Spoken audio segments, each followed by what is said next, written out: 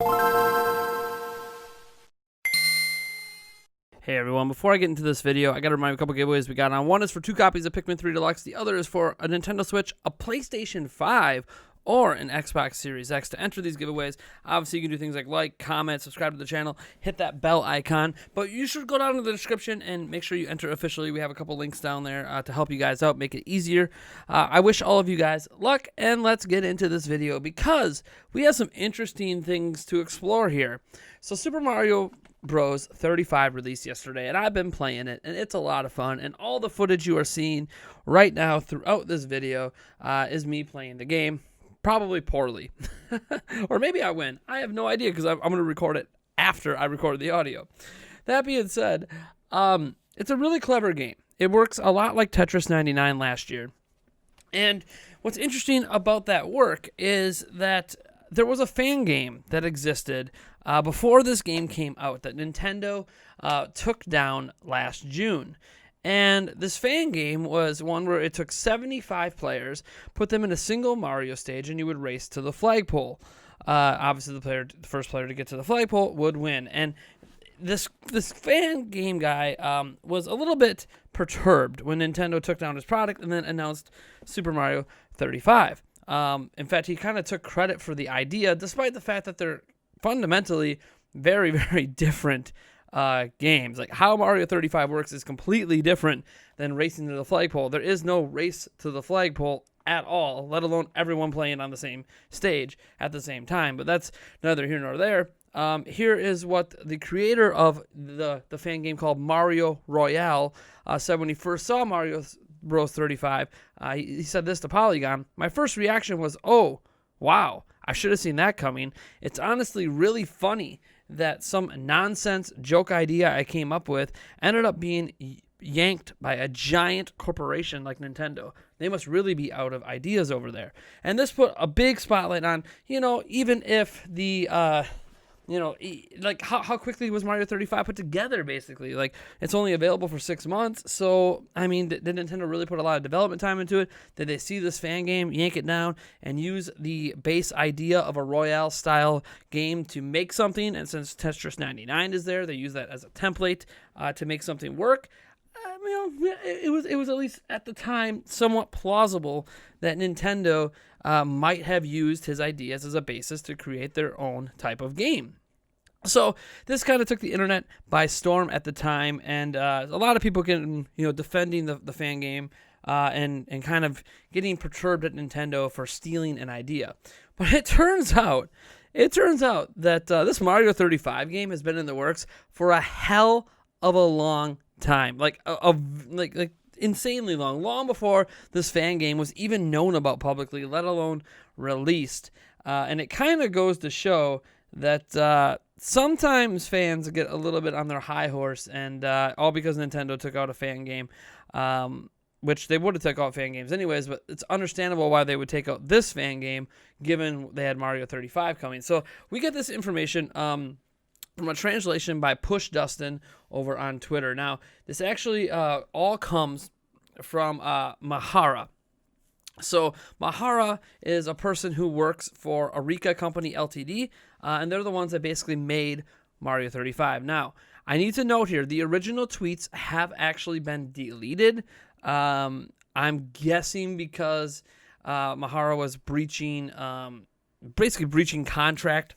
They weren't supposed to reveal development details. There's these little NDA little details. Even though the game's out, it doesn't mean this employee had the rights to talk about this publicly. But once you put it out on the internet, especially on social media, it lives on forever. So I just wanted to note the original tweets are actually deleted, but they have been retweeted by Push Dustin. You can see Push Dustin. So when you see this, you're going to see it says tweet deleted. But note that you can find this tweet through other certain websites that I'm not going to tell you guys to go to, but you can still find this tweet. But whatever, we're going to go with Push Dustin's translation here. And it says, Mahara, who works for Eureka Company Ltd., who did the work on Mario 35, confirms that Mario 35 was actually in development before Tetris 99 was even released. Remember, Tetris 99 came out last February, like last year February. I mean, we're talking a long time ago.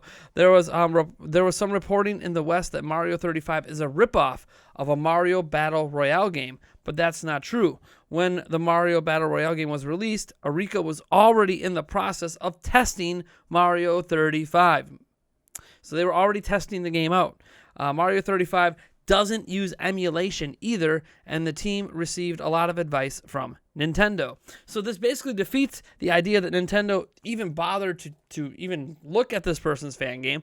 They just saw, oh, there's this Mario Royale fan game out there. While we have a Mario Royale game in the works, we need to quickly usher that game out the window so it doesn't detract from what we're doing.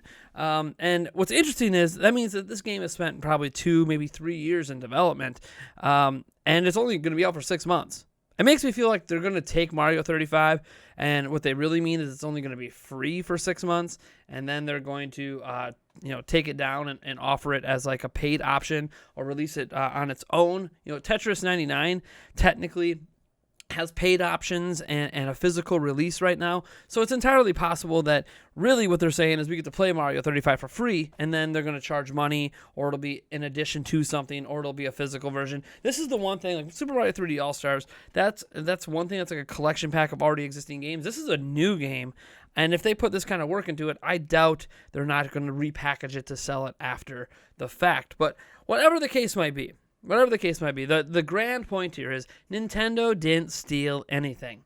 They didn't steal the idea either. And apparently Tetris 99 was one of Nintendo's original ideas as well. So Nintendo came up with the concept for Tetris 99, and they reused that concept for Mario 35 in a similar way, but different. Does that make sense? It's really, really interesting to see this, and I hope the maker of that Mario Royale game, in wake of this news, comes out and openly apologizes. He probably won't. He's got no reason to do it. He got a little famous off of it, so he's probably sitting at home working on whatever project he's currently working on and hoping to get attention with that as well. But this goes to show sometimes that fans can be a little uppity about their own creations and thinking that these companies are stealing ideas when they're really not, because the fans have no idea what the development process behind these games were. Like, I'm looking at this one comment that I really like a lot on NintendoLife.com on the news article that I got this information from, and it's by this guy named Courageous, and he says that is the issue with these fan-made games. Nintendo could be making them secretly when a fan-made game is released, and they or someone else accuses Nintendo of stealing the idea, and that's exactly what happened here, where this person said, "Oh, cute of Nintendo, they must really be out of ideas," dismissing the fact this could be a completely original idea by Nintendo that's been in development for a heck of a long time. So, this other guy, Northwind, says, having played Super Mario 35, I actually believe this. The game is incredibly polished, actually, and has some neat extras tucked away, such as the bonus bit of stats you get after getting first place at least once. Honestly, what surprises me the most is that they put this much thought and dev time into something that's ostensibly not going to remain up and running for more than half a year. And that's, again, why I think it's going to be released in another form. But, yeah, I honestly, I hate stuff like this. Like, not the game. The game's fine. But I hate when fans get a little uppity about companies stealing things. I'm not going to say it's never happened in the history of gaming that companies haven't stole ideas from fans or from fan projects or fan games, or like in the case of Sega, just outright hire these fan people to make to make a Sonic game. But I honestly think that Nintendo fans can sometimes be the worst.